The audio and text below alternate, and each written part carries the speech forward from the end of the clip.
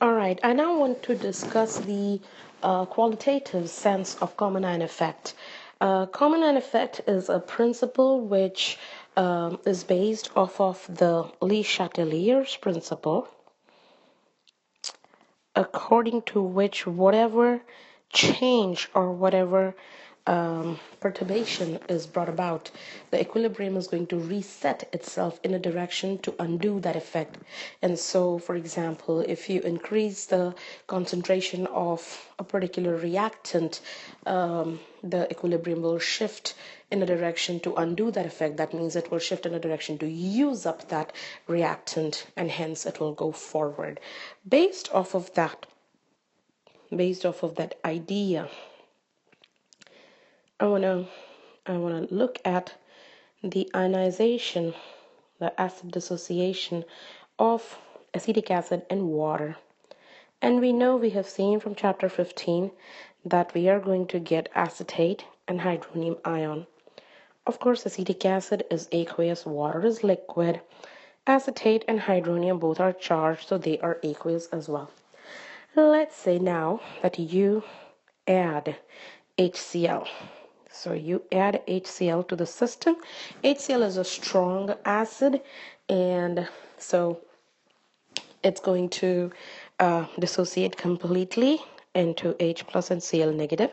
And of course, since it's going to be all in water, that H plus is going to exist as hydronium, because H plus and hydronium are the same. We saw all of this in chapter 15. So what would happen if you add HCl? And you have seen this previously in chapter 15 as well, but now we just have a name for that. If you have added hydronium ion, hopefully you can see that the equilibrium is going to move in a direction to undo that effect, and the way it can undo that effect is by using up that hydronium ion. That means equilibrium should shift backwards. And so another way to look at it would be that less and less acetic acid would be dissociated. Less dissociation of acetic acid, or you can say that the pH should rise.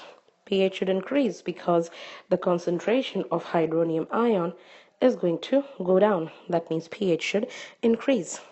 The same would be the case if instead of hydronium ion, if we talk about, let's say, acetate. If by some means I'm able to increase the concentration of acetate. Now, what is one way to do that?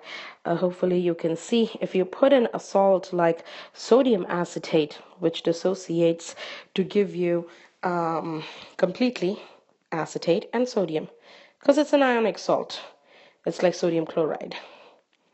So it's going to give you sodium and acetate, and that acetate being the common ion with the acetate, which is formed from the ionization of the acid, is going to direct the equilibrium backwards. And so in this case, so you will see that the pH is going to rise and the hydronium ion concentration is going to go down. We are going to take a mathematical look at this common ion effect in another video. That's kind of like an exercise by itself. But I want to give you another example to make sure that everybody understands what common ion effect is. Again, it's something specific for the aqueous equilibria, but really it is an extension of the Le Chatelier's principle. Now, one thing, the combination of acetic acid and sodium acetate, which has this acetate unit common to it, is also called as a buffer. And we are going to spend a lot of time discussing that as well. Let's take another look at the meantime on maybe solubility of a certain salt. Let's say I have over here calcium fluoride, CaF2, and we are going to take a look at this in chapter 17 again, but I thought that since it's related, at least give you a feel for that. So CaF2 is As you can see, it's solid, so it's an insoluble salt. Insoluble salt. And so if you put CaF2 in water, it's not going to actually dissolve. A little bit of it goes in, so we call it kind of like partially soluble, and so it maintains an equilibrium with calcium ions and fluoride ions. So hopefully you can see that for every CaF2 that dissociates, you get 1 mole of calcium and 2 moles of the fluoride. Now, if you increase the concentration of fluoride by maybe mixing this with sodium fluoride. Okay, so if you add a little bit of sodium fluoride, sodium salts are completely soluble. Completely soluble. That means that sodium fluoride will instantaneously give you sodium ions and fluoride ions. So what we are saying is that we are pumping in fluoride into the system. And if we are increasing the concentration of fluoride, equilibrium should move in which direction? That's right, backwards, because it would want to move in a direction to undo the effect and use up that fluoride which has been added. So you would see that more and more calcium fluoride will precipitate out.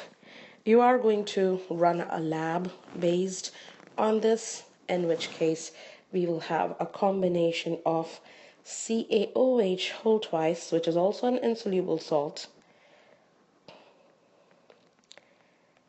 and we are going to pump in calcium chloride into the system and measure what is called as the solubility product. We will study that the pumping in the calcium increases the concentration of calcium, shifts the equilibrium in the backward direction.